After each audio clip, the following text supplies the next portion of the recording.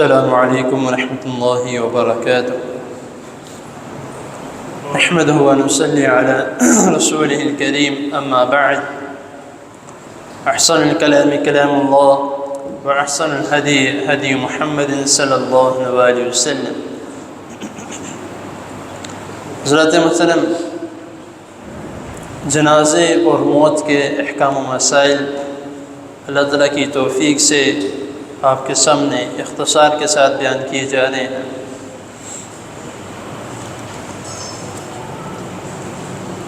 اکثر آپ نے ہسپتال میں یہ معاملہ دیکھا ہوگا کہ اگر کوئی شخص فوت ہو جاتا ہے تو اس کے اوپر چادر دے دی جاتی ہے، یعنی جو اس کے جسم پہ چادر دی گئی ہوتی ہے وہی چادر اس کو تھوڑا کھینچ کے اس کے چہرے کے اوپر بھی دے دی جاتی ہے، اس کو مکمل ڈھانپ دیا جاتا ہے۔ تو یہ طریقہ کار جو ہے ہم میں سے اکثر لوگوں نے جو ہے وہ صرف اور صرف دیکھا دیکھی عمل کیا ہے، لیکن اس کی اصل اور اس کی حدیث جو کہ حضرت عائشہ رضی اللہ تعالی عنہ بیان کرتی ہیں کہ جب رسول اللہ صلی اللہ علیہ وسلم کی وفات مبارک ہوئی تو ہم نے نبی کریم صلی اللہ علیہ وسلم کے جسم مبارک پر ایک داڑھی دار جس کے اوپر لائنیں لگی ہوتی ہیں اس طرح کی ایک چادر تھی جو ایک دو رنگوں کی تھی، تو ہم نے نبی کریم صلی اللہ علیہ وسلم کے اوپر دے دی۔ اب اس کی حکمت کیا ہے، کیوں دی گئی، یہ اللہ تعالیٰ بہتر جانتے ہیں،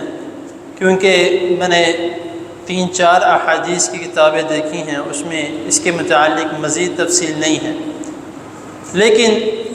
اگر اپنی دانست کے مطابق تھوڑا سوچا جائے تو شاید اسی لیے اس بات کا حکم دیا گیا کہ ایک شخص زندہ ہے، اس کے اندر روح موجود ہے، تو اس کا چلنا پھرنا یا سویا ہوا بھی ہو تو وہ اتنا عجیب نہیں لگتا، لیکن وہی شخص اگر اس کے اندر سے روح نکل جائے، وہ ایک جگہ پہ لیٹا ہوا بھی ہو، پاس کوئی شخص بیٹھا ہوا بھی ہو تو اس سے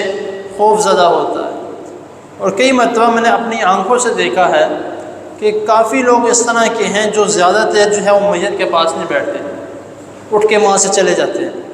تو پوچھا جائے کہ بھائی خیریت ہے، کیا ہوا؟ کہتا ہے کہ یار پتہ نہیں، عجیب سا خوف سا آتا ہے اس طرح کسی میت کے پاس بیٹھ کے۔ تو ہم یہ بھول جاتے ہیں کہ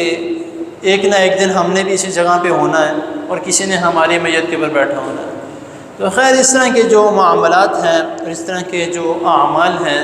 وہ ہمیں کئی مرتبہ جو ہے دیکھنے چاہیے کہ جو عمل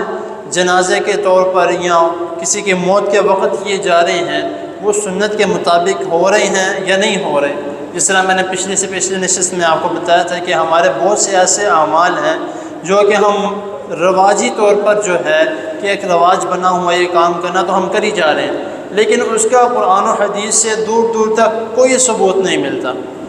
تو اسی لیے جتنے بھی اعمال ہیں اس کا ہمیں جو ہے وہ ساتھ ساتھ دیکھتے رہنا چاہیے کہ یہ عمل میں نے کیا ہے یہ سنت کے مطابق ہے، یہ والا عمل کیا یہ سنت کے مطابق ہے۔ تو جب ہمارے تمام معاملات جو ہیں وہ سنت کے مطابق ہوں گے تو انشاءاللہ تعالیٰ اس میں ہمارے لیے دوہرا اجر ہے،